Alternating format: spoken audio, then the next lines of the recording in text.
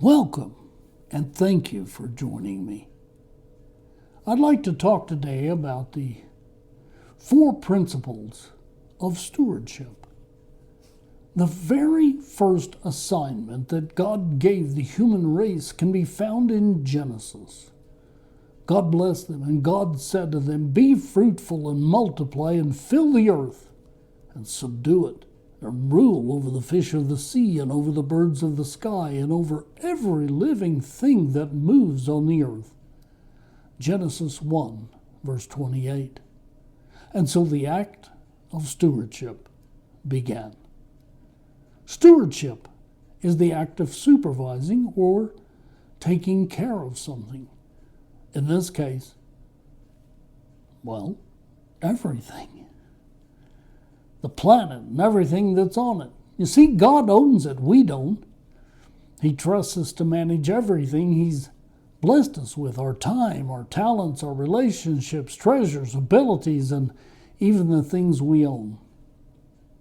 He's trusted us to manage all of those things to the betterment of ourselves and to the glory of God.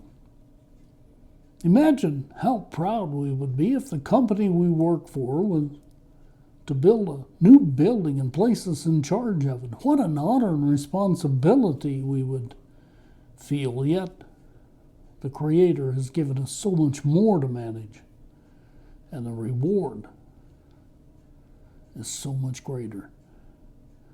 I'm reminded of the parable of the talents, in which a master puts his servants in charge of his goods while he's away on a trip.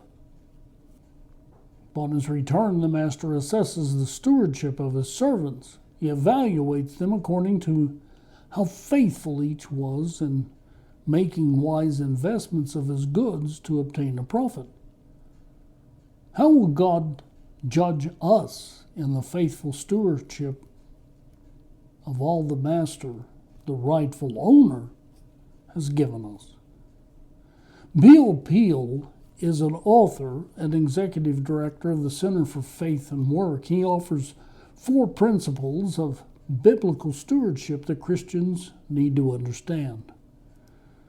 A steward does not own. Instead, he holds in trust and uses what he has been given for the one who owns it. In short, he serves the master. A steward is responsible. Whether or not we like it, we are responsible for what God has given. Paul understood this principle. This is why he preached this on his own initiative. I would deserve payment, but I have no choice, for God has given me this sacred trust. 1 Corinthians 9:17. A steward is accountable to the one who gave it. Paul reminds us it is required of stewards that one be found trustworthy. 1 Corinthians 4:2. Several parables in which he used stewardship as a metaphor for how his kingdom operates. Jesus told us that. Each one ends with the steward giving an account of what he had done with the master's property. We will all give account to the master as to how well we manage the things he's entrusted to us. Finally, a faithful steward can expect a reward. Faithful stewards who do the master's will with the master's resources can expect a payday. We want to hear the master say, "Well done, good and faithful servant. You have been faithful with a few things. I will put you in charge of many things. Come and share your master's happiness." Matthew 25, verse 21. Take some time and look around your church. Are we being the best stewards of God's resources? Are we doing all that we can in His house? Are we giving of our time, talents, relationships, treasures, and abilities?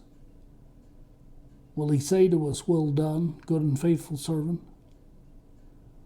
These rhetorical questions should be shared on a personal basis between each of us and God.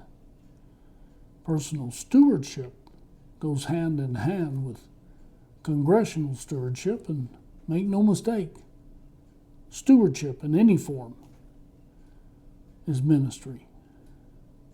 Being cheerful givers, proactively managing what God has provided, and growing the congregation are a few ways in which we can be good and faithful stewards of what the Master has given us.